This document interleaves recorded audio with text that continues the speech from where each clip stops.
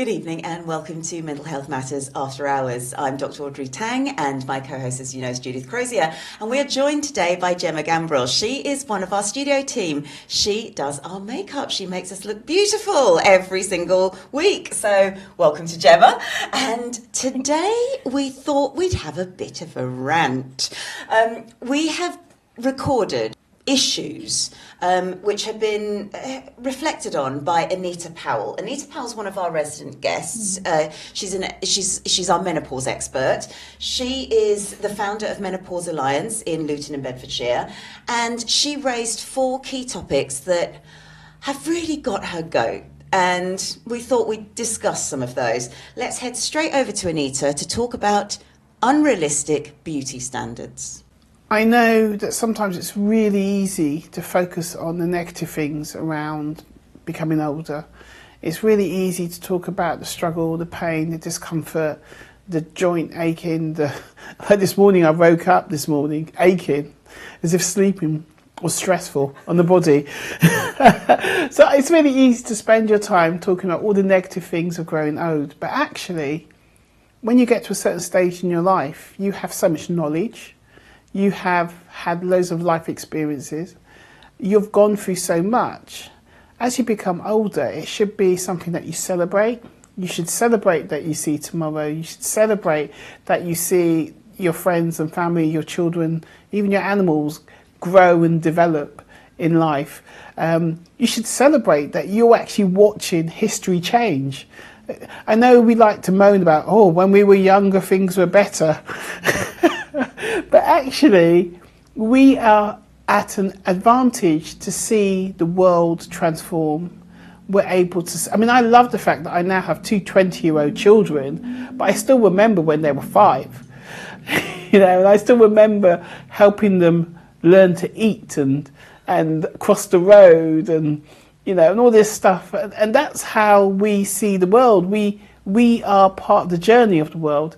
And I think as a society, we should learn to enjoy aging more. I know some communities, some societies, some countries, the relationship with the world of the older communities is a lot different. And older people are respected and valued more. And knowledge from older people are respected and valued more, which I think is a very good thing.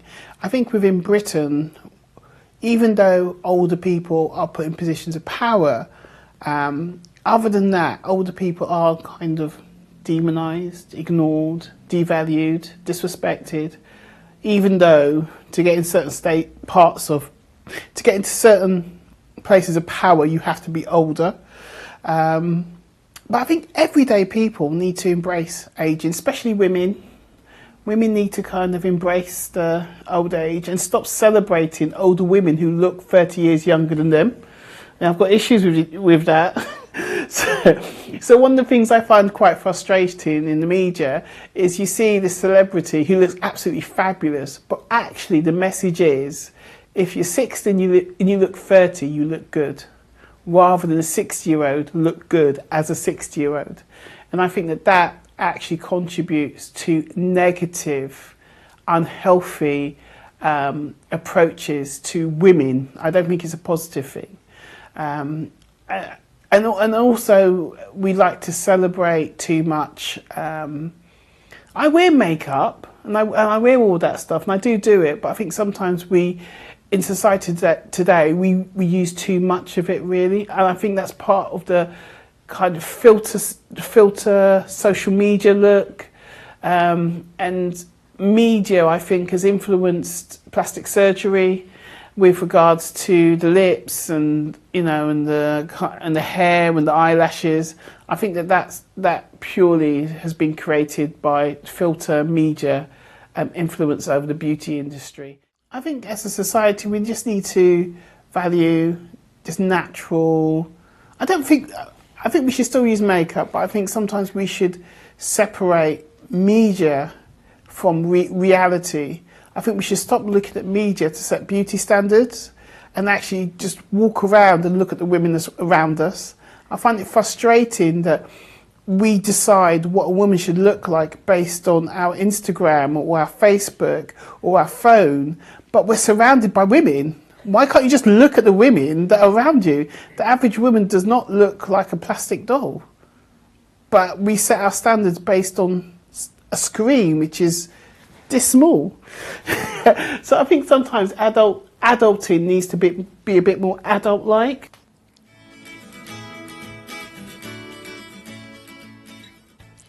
Thank you, Anita. So unrealistic beauty standards. I mean, it's great we've got our makeup artist in today. Well, how have you experienced them maybe growing up? Because I know when I was growing up, yes, there were models in magazines, but even then we knew she spends all her time just being a model, so therefore that's normal for her work. But also, you knew it was airbrushed. Now, I look at a phone and my friend can look completely filtered and stunning. So that's how it's changed for me. I'm sort of seeing it on my own doorstep now. Yeah, it's not useful if you go missing. No, it's true. not. That is So really once you good use point. your social media pictures, Yeah. and you look completely different. Do you know, I never thought about that, because that is the public thing. People are going to use the social media picture, and then suddenly you're not actually looking for that person at all because you've gone out without makeup or with... That's really interesting. You can look very different. Yes. In depending what kind of filter is being used, it can be really different, and so you're not recognisable. No. That's a really good point. Yeah. Do either of you use filters? No. I don't know how. I don't think I Occasionally I use black and white filter, but Which is just to, make just it to make artistic. it that's it. I wouldn't, no. I will use a soft light filter. Okay. It's a soft focus filter. Okay. I don't know how the others work. No. I don't know what difference the others make, actually. Soft focus, and it can brighten the picture, it can look, and yes, it can smooth the skin, which is if I'm looking at a selfie.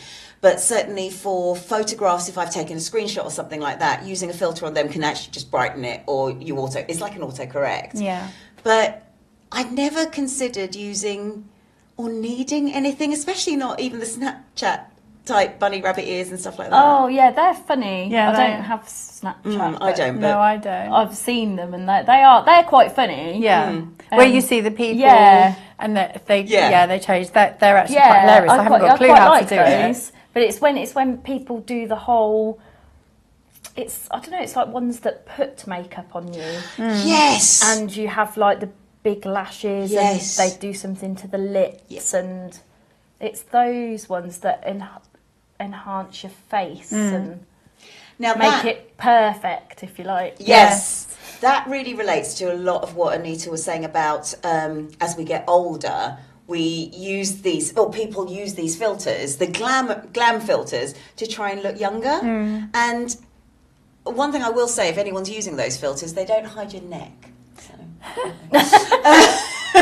And so that's how you can tell how old somebody really is. Yeah, but do you think we're being, as women, have we always been led to believe that beauty is, we need to aspire to that? I mean, I can remember growing up, I read Cosmo or whatever, and I don't think it was as much as it is now. I mean, they always had like makeup tips and fashion tips and all of that, and I used to read them all and still not really have a clue.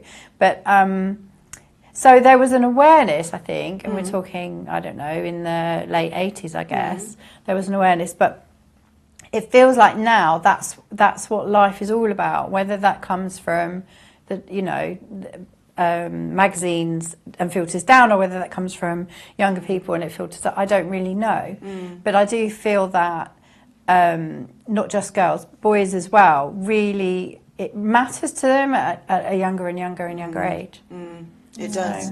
Do you get affected by these sort of images and things? Kind of, because it's not just the beauty thing; it's the whole body thing as well. When there's those like AI things that people look really skinny, and then it's and like it's a filter.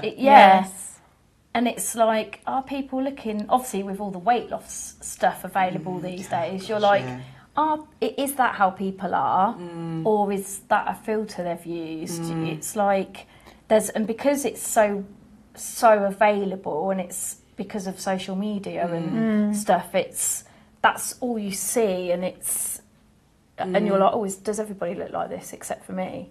Type. So it does have that kind of effect, I think. I think it can do. Sometimes you can look at images and the ratio is off, and you think, actually, no, that picture's been squished in or whatever. It doesn't really look right, but quite a lot of the times you can't tell. And so you'll see an image of someone, say, famous, and they look absolutely, you know, incredible. Well, people can look incredible, whatever shape they are. I don't mean that. But then you might see them on TV on an interview where they're real and they don't look quite the same, so you know that's been enhanced. So I don't know, I just think it does happen a lot more now. It does, and it's affecting men as well. So we kind of talk about this a lot when it relates to women, because I think socially we've always been in that category of, well, if we can't work, we can look pretty kind of thing, and that's the ingrained old-fashioned values that used to be around, thankfully have changed. But now boys are using more steroids, men are using more steroids, because it's like you're saying about the fitness stuff, bodybuilding. There is this thing that you need to look a certain way. And there's a lot of fitness pages or fitness influencers that do look that way. So people aspire to look like that as well, I think. And it's also the problem with influencers is that you spend hours doing that one thing. So you don't do anything else. That is your job. And I don't think people realise that. So, like, that's what they're all about. So it's not natural to look like that, because somebody with a balanced life, work and job and friends, haven't got the time to do that. I see what you mean. Yes, you're absolutely right. And that's not healthy. No, it's not healthy. Balance. So, in that case, we know what's wrong. What do we do about it? What do we do about it? What do you do about it yourselves? I stop following certain accounts if I don't like them. Yes. That's one thing that I just, that's a health thing for me. That's but a good one. What else? Any tips or tools that you use to try not to be as affected? I know that I do the same. I unfollow people if I think it's not a healthy thing, and I follow real people. So there are a couple of people who have accounts and they show you how to pose in photo. I can't do it. I can't copy what they do. I'm like a three-legged lamb trying to follow their poses. Can't do it, but I like watching it. But they're real people, though. You know, they've got real shapes and real hair, and they're real. They're not, they're not trying to look like anything that they're not. So I like those kind of real people, that's all. But generally I don't take much notice. That's what I do personally. Yeah, I think you've got to be realistic to yourself and know what is realistic and what's not, and also do things that make you yourself feel good, because it's not about how you look, or it is like how you feel. And I agree. I agree with that. So what things do we do to feel good? I go to the gym. Yeah. I do that, and lots of walking. How about you? Yeah, I do go to the gym. I try when I've got time. I attend a burlesque group, which it's not how it sounds. It's a group, like there's so many. It's a safe space. There's so many different shapes and sizes. It's just about embracing your body, embracing yourself. It's not sleazy, and it just makes you feel good, because I think that's a good point to bring up about burlesque, actually, because one of the things about burlesque is touch. And so often, and I hear this a lot, when you get older, and so burlesque is open to all ages, when you get older, the only touch you get is medical sometimes, if you don't have a partner. And even then, even if you have a partner, you might not. Yeah. And it was when somebody else mentioned this to me, that really was like, oh my gosh, I did not even think about that. And so I think there is something about being in good company, connecting with people, and that goes so far beyond. It's social as well. Yes. Yeah. And And when you said before you said about the burlesque, when you said it's not about how you look, I think it's everybody about has how an you image feel. when you say that word. That's I know, why. I know. It's dance, isn't it? Yeah. With a burlesque twist. Yeah. Which, That's right, yeah. but before that, you said it's not about how we look, it's about how we feel. And I know that philosophy is really strong through the burlesque group, because that's what you promote. So. And I think that's what should happen generally, in that life is about how we feel, not about how we look. And so I think we agree with you, Anita. Unrealistic beauty standards are definitely something we need to throw away. So let's have a listen to your next issue, which is to talk about money. I work for an organisation that supports people who sometimes struggle with their mental health. And one of the things I've discovered with regards to the people that I work with, and also my lived experience, is how money influences our mental health and our general well-being. Money is an influence with regards to how happy we are, how sad we are, the choices we make with regards to the car you drive, where you live. It can even influence your dating, because loads of people say they can't afford to date because they have no money. But if you're lonely and you're seeking a partner, what do you do? So I find, as an adult, adulting and money and finance is quite complex. And when you look at the internet, or you look at spaces that talk about finances, it's very corporate-like.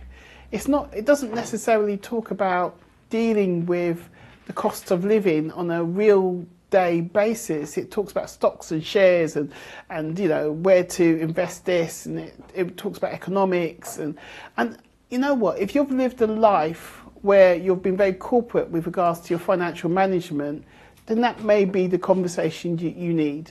You know, optimising on your pension and how your stocks and shares. But for me, for instance, I was a single mother for a very long time. I worked part-time, I lived on benefits as well part-time to support my family. And certain things I just didn't focus on. I didn't focus on things like pension and things like that. So I now, as a woman who no longer have children at home, I'm having to do financial adulting differently than I did before, because I have just one income. I'm an older person.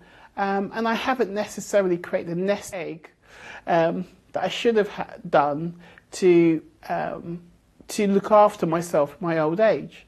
And I look around, there's so many people who are in the same position as me. And I think that we need to have this conversation, and we need to also make finance and money management as part of life, going through the different stages, something that we talk about more. Not just from a, as I say, corporate kind of concept, but more as a day-to-day thing. Because loads of people don't do managing money well. At school, we're taught how to do maths, but we're not really taught how to manage money. They're not necessarily the same thing. And these days, with phones and with computers, we have equipment that can do maths for us, but we need to know and learn how to manage money, and we don't cover that with regards to education for young people. And then young people go out into the world and become adults, and they can live, they can go up to 40, 50, 60, etc., and they still don't know how to manage money, because as a society we don't educate people on financial management. And I know I see that with others, and I realise with myself that there's certain things I should have been more tighter, more organised with when my children were younger, but I was just focusing on feeding my kids and putting clothes on their back and getting them to school and you know, and doing all those activities. I wasn't necessarily thinking about preparing myself for my old age once my kids have gone. And that's my mistake in a sense, because I didn't embrace that concept, but then I was busy. But yeah, money management, adulting, we need to explore more.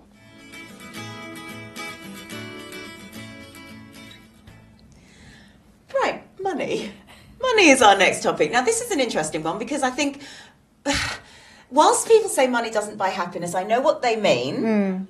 but it can buy a lot of relief, which can relate to happiness. Yes. You know, if you can pay your bills, if you can pay your mortgage or whatever it is, those important things, then you're not stressed or as stressed. Yeah. So I think there is something in, we do need money. Yes. Yeah. So when it comes to money, what are your own thoughts on it? Are you comfortable? Do you like talking about it? Is it awkward? Because it is a bit of a taboo subject. It is a bit awkward sometimes, because obviously everyone's priorities are different as well, and everyone's budgets are different. Yes. For example, I follow this lady on social media, and she talks about having a budget, but her budget might be higher than other people's, and people are like, but that's not a budget, but it's her own budget for what she earns. Yeah. So it is quite difficult, I think, because obviously there's some people who have a lot of money and some people who don't have a lot of money, and it can be awkward. And I think it gets awkward, you know, when you go out for a meal and then you split the bill and things like that. I mean, that can be very difficult as well. If somebody clearly has been sticking to the cheaper stuff, to then say, oh, your share is... Yeah. But then you don't want to embarrass them either. It's a hard one, isn't it? I mean, I've got a group of friends that I've known forever, and we know that when we go out for dinner, we pay for what we've had, and it always works out. Like, everybody is honest about that, and it always works out. So, but if you're going out with a group of friends that you don't know so well, or you know you don't usually do it, it's harder, and some people find it really hard to bring that up. You know, oh, I think we should just pay for what we had, and then other people go, oh no, it's easier just to split it, and you're sitting there thinking, yeah, well, I know that you earn a lot more than me, so it's easy to say that. So it can be a funny one. I think sometimes it's good to agree what you're going to do beforehand in that kind of group. Yeah, like exactly. recently, I went out with there was probably 20 people. And beforehand, it was like, it was a set menu thing as well. So it was like, you know, you pay for your course or you pay for 2 or 3 courses. But also there was a poll of, they had a 10% service charge to the bill. Is that okay? Yes or no? And then it was agreed that drinks would be ordered separately at the bar. Just so you paid for your own drinks, and that worked really well. I think that communication is really important, because it kind of brings me on to the next little issue. Is there is a thing called financial infidelity. So it's kind of like, it's not anything other than just partners keeping secrets from each other when it comes to their bank accounts. Right. So I think it doesn't necessarily affect people maybe who have separate bank accounts, because as far as I'm concerned, my husband and I, if he wants to spend his money that he's earned on his stuff, what's it got to do with me? Yeah. It's got, as long as we can pay the bills, Yeah. which we have a joint account for, Yes. Yeah. not an issue. Yeah, we do the same. But there can be situations where you've got a joint account, or one partner maybe is saving lots or earning lots more than they're actually talking to the other partner about, or spending lots more, and that can cause issues. And so I did a piece of research with Vanquis, and financial infidelity or conflict can actually be one of the biggest problems in a relationship. So how does that sort of sit with your experiences? Well, my experiences have been very similar to yours. So, you know, we have our own accounts that we're paid into, and then we put into a joint account, and everything's paid from there, and it works really, really well. But I have had previous relationships where we've had a joint account for the same reason, but then the other person has used the joint account for their own gain, and then so there's no money left for the rent or whatever. Oh, really? Yeah, that's happened. So that was that's a bit of a nightmare when that happens, because there's, you know, if you can't trust that person to do that, you can't trust them with anything really. Yeah, well, yes, exactly. It has repercussions. People's behaviour around money can then transfer to behaviour around other stuff. Yeah. What about you, Jemma? So in the past, I've had a joint account, and everything went into it, and everything came out of it, and maybe I was the one who bought stuff more because my partner he wasn't into clothes or wasn't into, but then when he did buy stuff, I guess he was into like motorbikes and stuff, so it's it's like big higher stuff. value stuff. Yeah. But you know, there'd be a conversation. Oh, I'd like to buy this, or it's going to be this much. Yeah. Yes. So. Yeah, so I think that's okay. That's fine. I think if the communication's there, then you weren't okay. emptying the joint account and running off and spending thousands. No. Yeah, whereas a friend of mine has, at work, some of the girls she works with, they will come in and they'll have spent loads of money because they're earning that amount of money on Jimmy Choo shoes or something like that. They have to hide them at work so their partner doesn't know they've bought them because the partner earns less.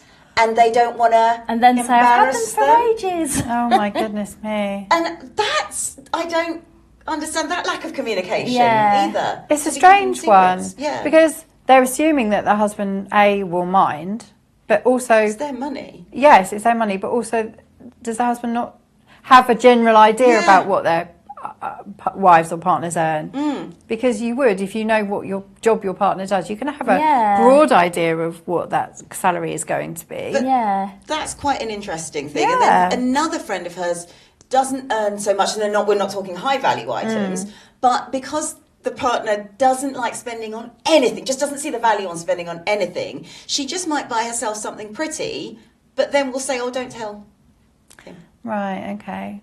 That I don't get at all either. No. See, now we have, the partner I'm with, we have separate accounts. Right. Now, but we share the bills, obviously. Yeah. But he will always talk about what he's going to buy, or obviously it gets delivered to the house, or I will, you know, I'll come home and go, oh, look what I bought. You know, we just still have that conversation, even though it's separate, if you like. We don't... It's physically it's separate. Yes.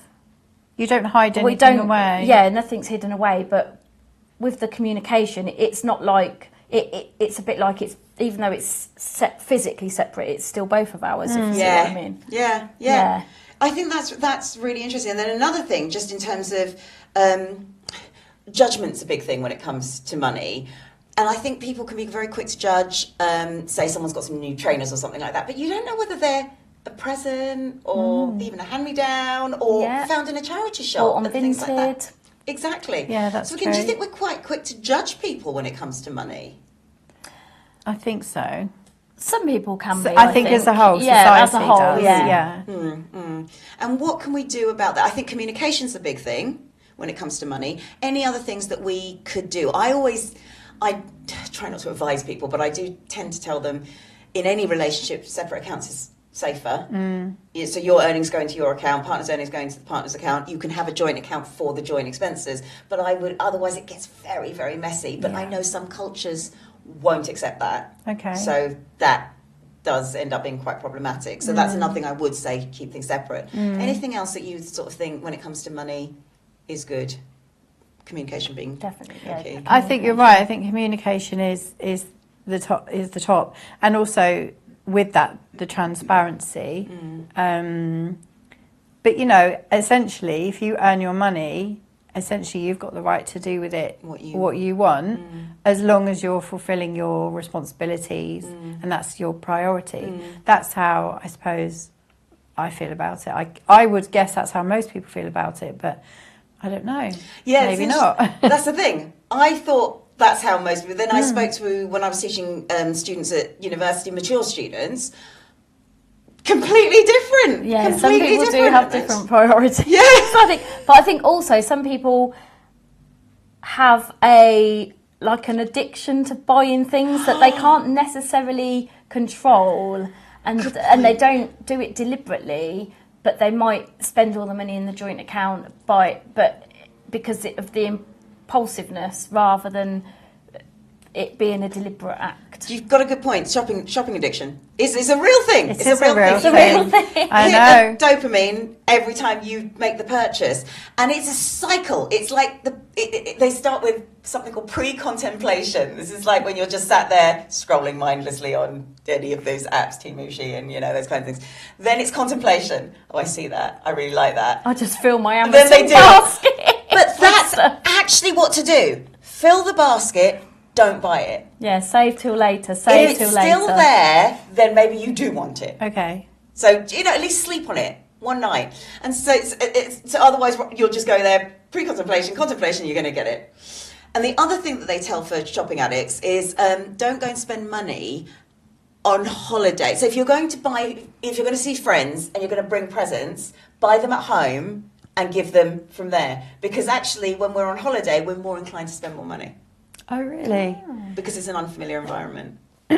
That's really interesting. So, yeah, just little ways of doing that. And then spending in cash is much harder than spending on card. Yeah. Or Oh, on yes, phone. yeah. Yes. Although a lot of people, some places don't accept cash. Yes. Yeah. Increasingly, places Yeah. aren't accepting And cash. that will happen with COVID, and so that becomes quite difficult as well. And also, if you are in debt, then Step Change is probably one of the best charities to speak to. And we'll be back just after this. I recently was blessed with an invite to go to Buckingham Palace for a garden party. So I was able to put on my glad rags and have an absolutely fabulous day with a friend of mine. So my friend was nominated to go to the garden party, and I was her plus one. So I should say thank you, Nesreen, for that. And it was a lovely day. I had a really nice day. And I've got to a stage in my life now where I enjoy gardens. So it was... Buckingham Palace is a nice garden. The rose garden was nice. The statues in the garden was nice. The lawn was nice. I get excited by a nice lawn. So we had a lovely time with sandwiches, and the architecture was brilliant, and there was loads of lovely people to talk to. This garden party had 8,000 people, and the garden wasn't even half full. That's all I can say. So it was a massive garden, and it's well looked after, and I had a really great time. But there's always a but. It made me sit back and reflect. And what it made me reflect on, I suppose, is the inequality of life. I'm a working class person, a woman of colour, and that's just not my life. That's the life of the royal family and other people who are equally as rich, and some richer than the royal family, but it's not my life at all. And I had I suppose, a taste of how other people live. And what it highlighted to me was the inequality of life.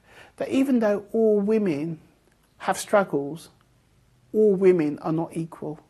And at the end of the day, if you grow up in that space and you're a woman, you may be put upon or suffer with a female health issue which is disabling, which could be, you know, whether it's menopause or endometriosis or whatever, it could be anything that is disabling to you. But you have options, you have finances, you have a financially bought support system that can help minimise, control, manage, offer alternatives to help you manage your health. And when you come from a background where you don't have wealth, you don't have prestige, you don't have power, those things for many women are just not an option, and they have to suffer without support, without medication, without good health care, without the support of good medical advice, and they have to struggle. So my visit to Buckingham Palace was a lovely visit, but it was a reminder to me that we are not all equal.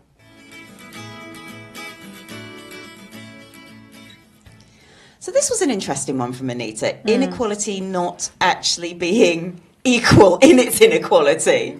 And I kind of get that sometimes, because I think, this is such a middle class problem. But for me, I don't like awful toilets. Who does? Men cope with them. Yeah, well, they don't have to touch them. They're different. Yeah, they go to the toilet differently. Yeah. Sometimes. But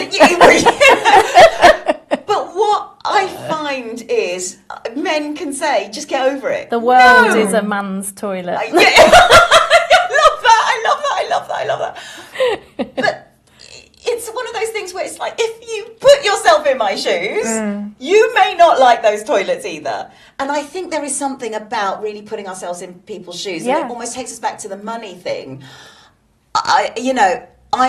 I'm always grateful that I have money, so I don't choose between heating and eating. But people are there, and I don't think people who are making decisions about it really get that. No, not at all. They don't.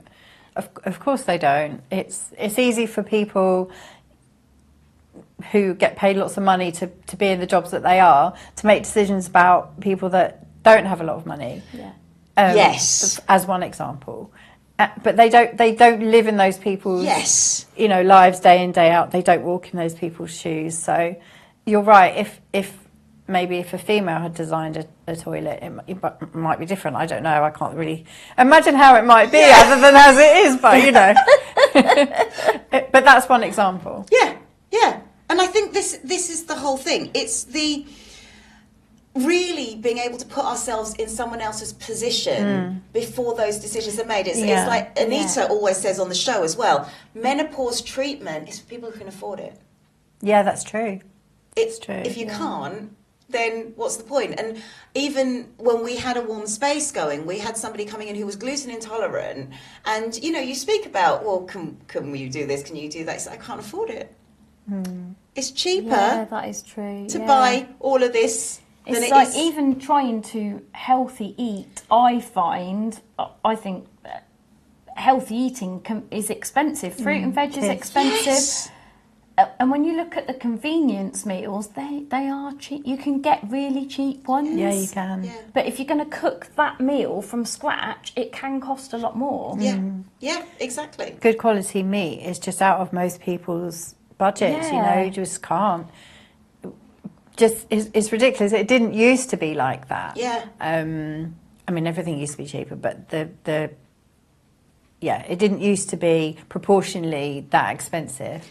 So you're right. It's and then that's a fundamental, isn't it? And if you don't get your food and nutrients correct, then it's very difficult to then build on that. Everything else is messed up. There's a thing called financial toxicity where being sick actually makes you sicker because you can't afford the payments, or what's happening is, and this is happening more in America than here, thankfully, as in we don't have it as much here because we have the NHS, but people are foregoing their treatments because they have to pay for them.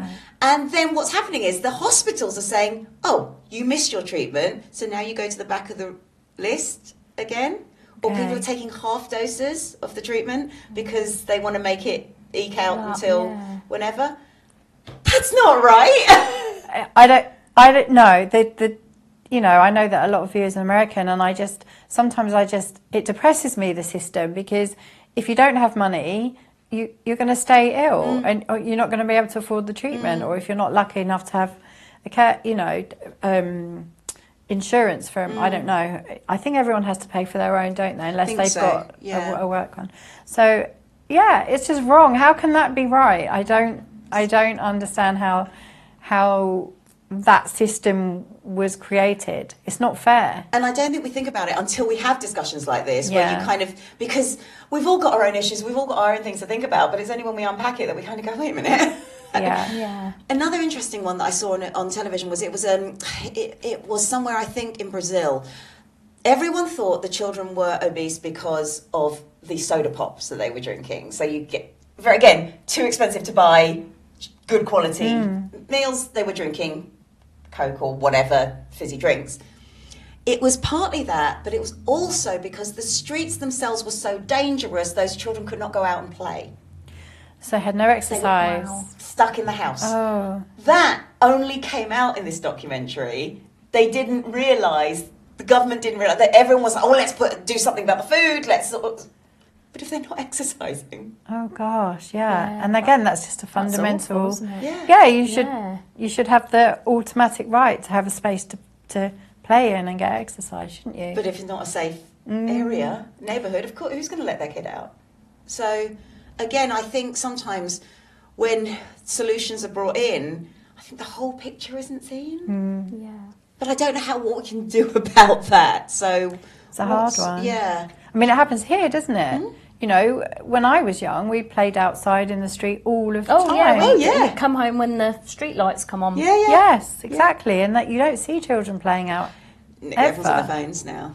Well, everyone's on their phones. Yeah, and there is also an element of that. I don't know if it's. There's always been an element of danger, I guess, but it's more. People are more aware of it now because it's more. It's more heard of. It's more publicised. So I think, yes, they are on their phones more and on their computers, and and a lot of the younger generation talk to their friends via that method. But also, I think it is seen as being more dangerous than it was, say, in the 80s. Do you think it is? In actuality, I don't think it is more dangerous. I think the perception. Yeah, I agree. Because they were always weirdos.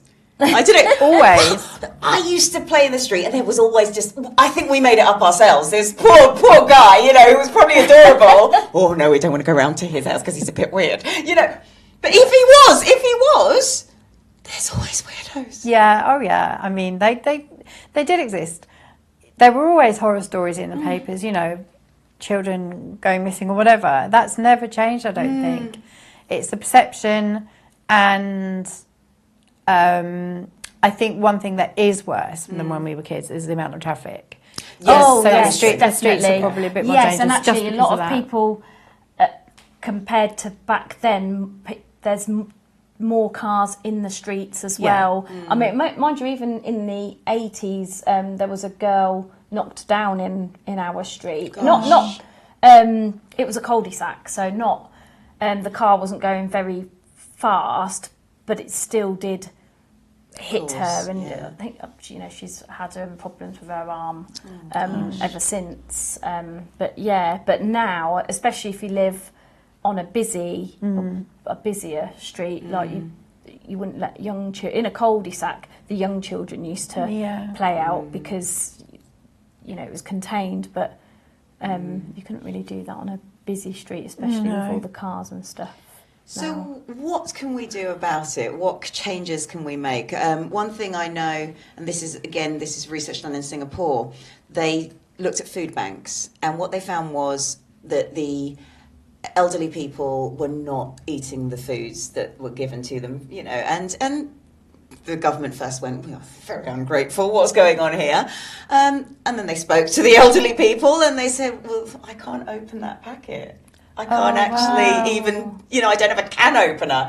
And then another one said, well, you can't give me lychees. I've got diabetes. I can't have that as a food. Right. So what the government did was they do vending machines now. They give people credits. They can just go and get things which are easily openable. They can reseal them themselves. They go in the microwave. And so one thing I've learned from that is when I go to the food bank, I donate things which I would want to eat. Not the rubbish that's in the back of my cupboard. Yeah.